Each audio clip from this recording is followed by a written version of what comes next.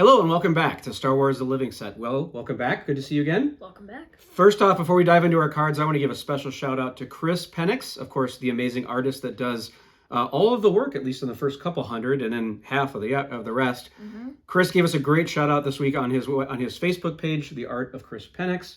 So, Chris, thanks again for all your support, and of course, you do amazing work. So, let's dive into our cards this week. Okay. We got 4 new cards. Will, I'm going to kick it to you first for card number 51. Tell us about L3. So L3, or originally L3-37, 37, same thing.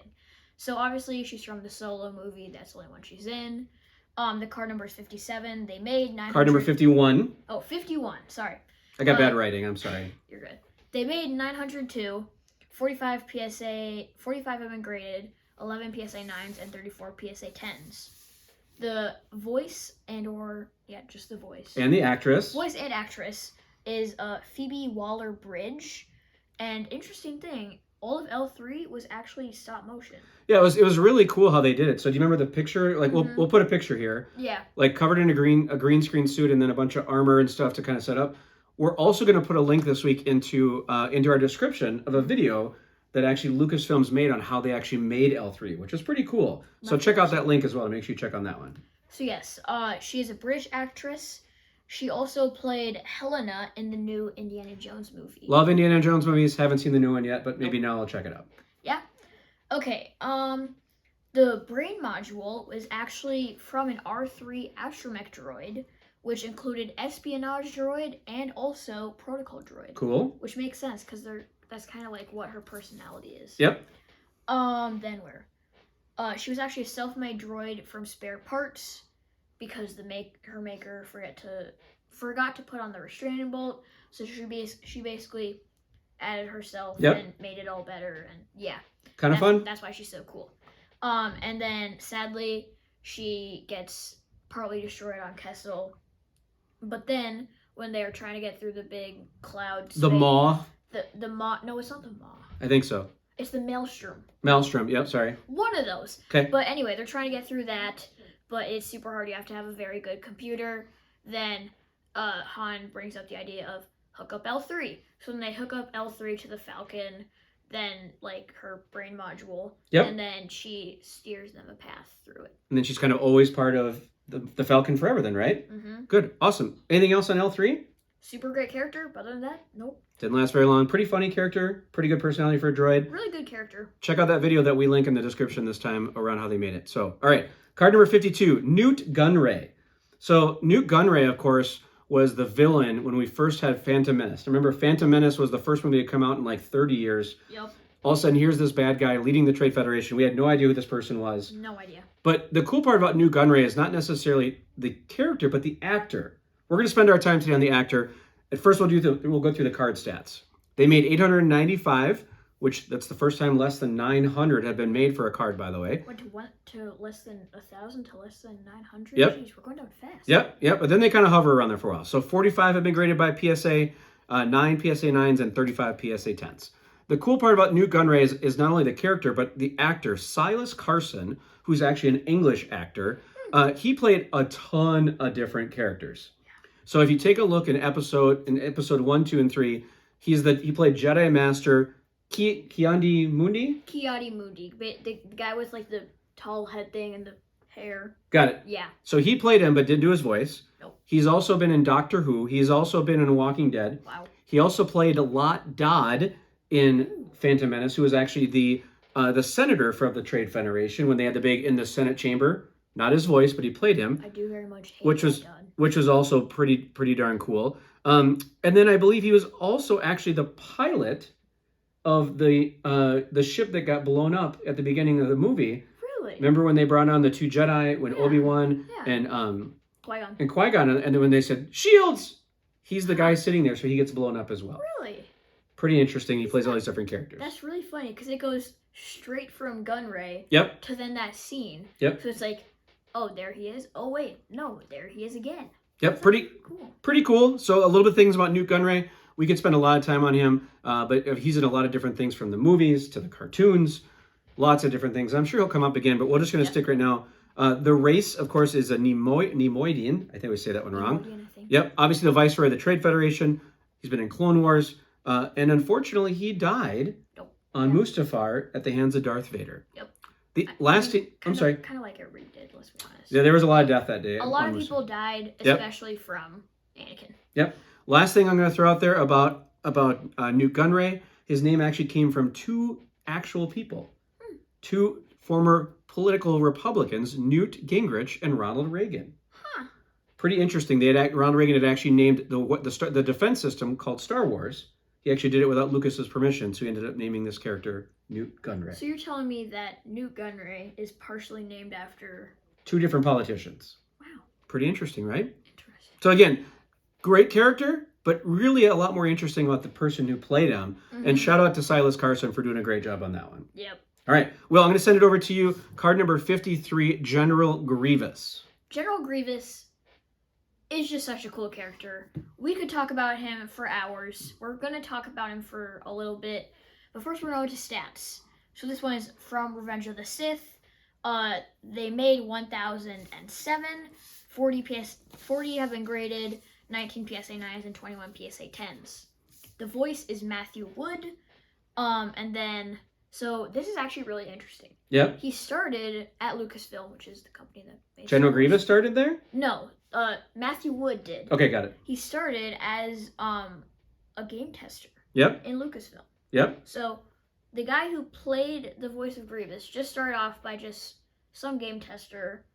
Which sounds like a pretty cool job. It does sound like a pretty cool job, but like lower ranks in Lucasfilm. Okay, sure. I'm in still. Then he moved on to sound department. Did all that stuff. He did some sound editing for The Rock. The Rock. I'll get these. The Rock, Armageddon, WALL-E, Star Trek, and he even remastered the sound for the Blu-ray release of episodes 4, 5, and 6, which is pretty cool. He also did all the sound and things for episodes 7, 8, and 9. And he received an Academy Award nomination for those 3. Wow. Which is pretty cool. This guy started off as a game tester and now is all the way at nominee for an Academy Award. That's even before he becomes General Grievous, right? We don't even have probably the idea of General Grievous yet. Yeah. And he's already way up here. He's already doing a great job. So then he becomes General Grievous. He voices him obviously in episode 1 to 3. Yep.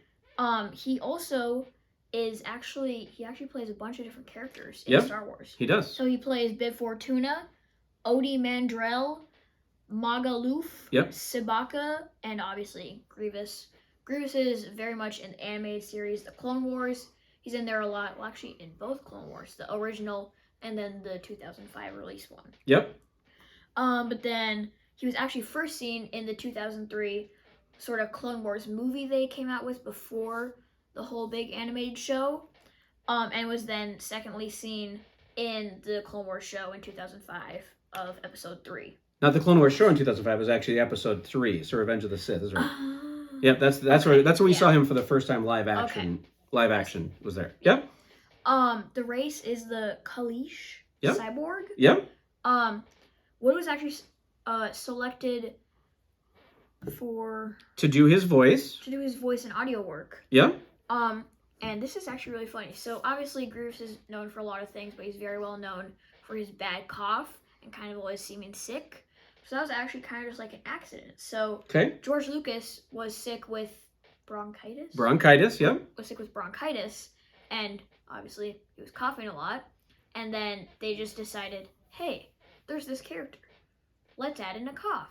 So then that's how the very famous cough of General Grievous came to be. Apparently it was because they wanted to, obviously, Grievous is part droid, part biological human or creature. Started off as some sort of creature human, then cyborged himself to become just eyes, maybe mouth, and heart. Whatever else. Yep. Yeah. Right. And then I think he was all CGI the entire movie, right? Yeah, he was all CGI the whole thing. And what happened to him? He is then sadly died in Revenge of the Sith by Obi-Wan, which is kind of funny because he actually kills him with a blaster instead of a lightsaber. Yep. Which is funny because Jedi almost never use blasters, and he used a blaster to kill a super powerful guy. But yeah, anyway, that's General Grievous. Dies. Super cool character. Yeah. And we see him a lot in Clone Wars, right? He's like the main bad guy with Dooku in Clone Wars. We see him a bunch and a bunch and bunch in Clone Wars, yeah. Got it. All right, awesome. Anything else on General Grievous? Cool character. Very cool character. All right, Card number 54, the last one for this week. A character that's not around very long in live action. Card number 54 is Saw Gerrera. This is from Rogue One. First, let's get into the stats. So they made 967 of this one. 34 have been graded by PSA so far. 17 PSA 10s and 17 PSA 9s. So when was the first time we actually hear about Saw Gerrera? The first time we hear about Saw Gerrera is, well... It was in Clone Wars. Yeah, I'm just trying to think if the Clone War... Is that... Well, anyway, it's either in the Clone Wars show or in Rogue One. It's in the Clone Wars show. Is actually the first time we hear about Saw Gerrera. Well, yeah, but what I'm just thinking of timeline, how that was all going, because I don't know when the Clone Wars show started. Yep. When they were still releasing. But according to the internet, we first see him in Clone Wars. According to the internet, we first see him in Clone Wars. Yep. He is on his home planet of Onderon, I believe. Okay. Working to overthrow an evil king. With his sister. With his sister. Yeah. Stella Gerrera, who then very sadly dies. She's such a cool character. We'll get to her eventually. But yeah, that's kind of a little bit of early childhood with Saw Gerrera. He actually hangs out with Ahsoka and Rex, does some stuff there, frees his homeworld. Then we don't see him again until Rogue One when he's all cyborg, just like Grievous. Yeah, so we all of a sudden... You hear about this person, you go see Saw Gerrera, and then you see this person walking down this little cave. Mm-hmm. Actually, I think we see him at the beginning of the movie very quickly because he rescues Jin. Yeah. But then I said, oh my god, that's Forrest Whitaker, which you have no idea who that is. I feel like I've heard the name. So Forrest Whitaker, an extremely popular actor, has done a ton of movies, a ton of TV. For those of you who are about my age, the first time we ever saw him, one of his first movies was actually in Fast Times at Ridgemont High, when he played Charles Johnson, the star football player on the team, which was pretty amazing.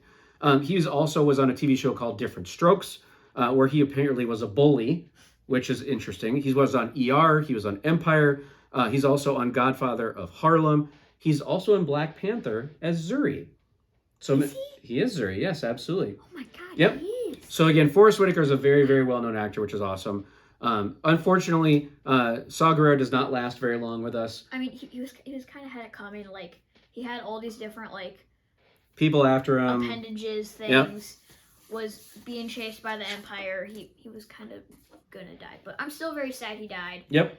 I love him so much. He's just such a great character. Yep. The personality, even though he doesn't have that much sense of humor, just like the seriousness, but also like the hope and caring for Jin. Yep. He's just such a good character. Great character, and again, awesome that Forrest Whitaker got to be in there. Mm-hmm. We'll put some pictures in here of Forrest when he was a younger actor. So last thing for this week, what is your favorite card of the week as far as the art-wise? What's your favorite card?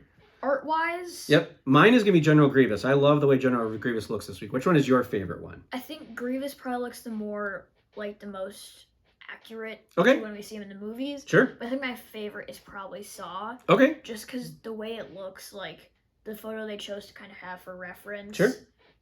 It's just such a great card. But okay. It's very hard to choose every single time. Chris Pratt does such a great job with all these. I honestly can never fully choose which one's my favorite. Okay. Well, if you guys want to check out these 4 cards, of course they'll be on our page at the time this week. Mm-hmm. Otherwise, if you have any additional comments or any feedback, let us know. Yep. Again, shout out to Chris Penix for the great artwork. If you're interested in collecting the cards, 2 cards available every single week on Topps.com, Star Wars: The Living Set. Yep. Otherwise, thanks for watching, and we'll see you guys again soon.